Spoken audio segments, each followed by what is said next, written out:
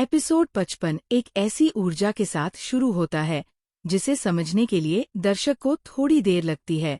माहौल शांत है, पर उस शांति में बेचैनी छिपी हुई है। घर में सब कुछ सामान्य दिखाई देता है, लेकिन किरदारों की निगाहें और उनके अनकहे जेस्चर्स बता देते हैं कि कुछ ऐसा है जो दोनों, सुहानी और आरव, के मन को अंदर ही अंदर हलचल में डाले हुए है।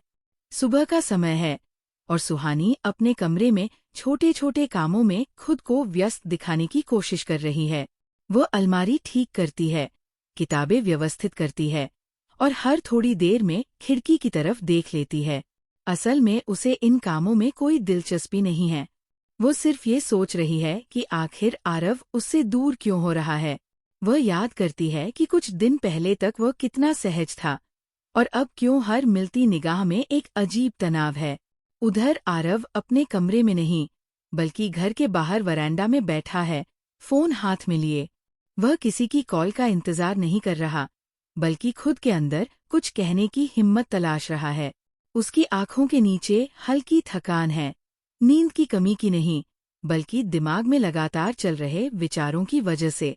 हर बार जब वो सुहानी से कुछ कहने का सोचता है, उसके भीतर ये डर उठता है कि कहीं वह उसे गलत समझ न ले। घर के भीतर एक छोटा सा सीक्वेंस आता है जहां दोनों एक ही हॉलवे से गुजरते हैं, पर उनकी निगाहें एक दूसरे पर टिककर भी जल्दी हट जाती है। ये वो ऑकवर्डनेस नहीं है जो किसी झगड़े के बाद आती है, बल्कि वो ऑकवर्डनेस है जो तब पैदा होती है जब दो लोग एक बात के बारे में सोच तो रहे हों, पर उसके बारे में बोलने की हिम्मत न जुटा पा रहे हों। एपिसोड उस समय गहराता है जब आरव की माँ ये नोटिस करती है कि सुहानी की चुप्पी अब पहले जैसी नहीं रही। वह सुहानी से बात करने की कोशिश करती है, पर सुहानी सिर्फ इतना कहती है कि वह ठीक है। उसकी आवाज में वह सॉफ्टनेस है जिसे समझने के लिए बहुत ध्यान से सुनना पड़ता है। वो सॉफ्टनेस जो दर्द छिपाते हुए आती है। इसी बीच एक छोटा सा इमोशनल शिफ्ट आता है जब सुहानी किचन में अकेले काम करते हुए एक कप टी बनाती है और अचानक उसे याद आता है कि आरव को कैसे पसंद है। वह टी ट्रे लेकर बाहर जाती है, पर जैसे ही उसे वरांडा में पहुंचती है, आरव किसी फोन कॉल में उलझा हुआ दिखता है। यह फोन कॉल एपिसोड का पूरा मोड बदल देता है। उसकी आवाज स्टेडी है, पर जैसे ही फोन के दूसरी तरफ से कुछ कहा जाता है, उसके चेहरे का रंग हल्का बदल जाता है।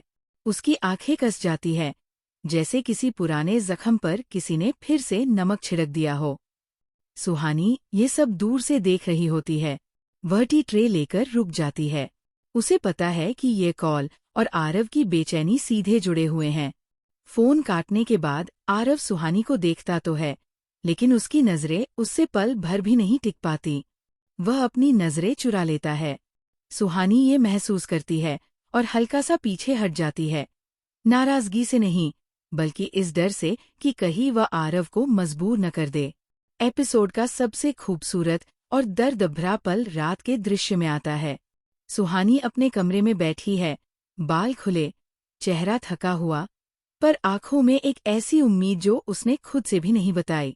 वह अपनी डायरी खोलती है और लिखने की कोशिश करती है, पर शब्द जैसे रिफ्यूज कर देते हैं।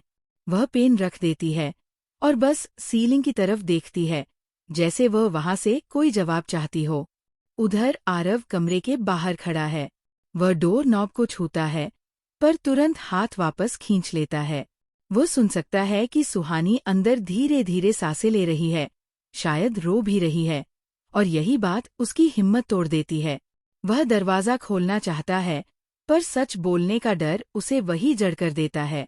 सुहानी अंदर से फुसफुसाती है, कब तक ऐसे चलेगा? और आरव बाहर से बहुत धीमी आवाज में कहता है, काश तुम जान पाती। पर दोनों की आवाजें सिर्फ दीवारें सुनती हैं, एक दूसरे तक नहीं पहुंचती।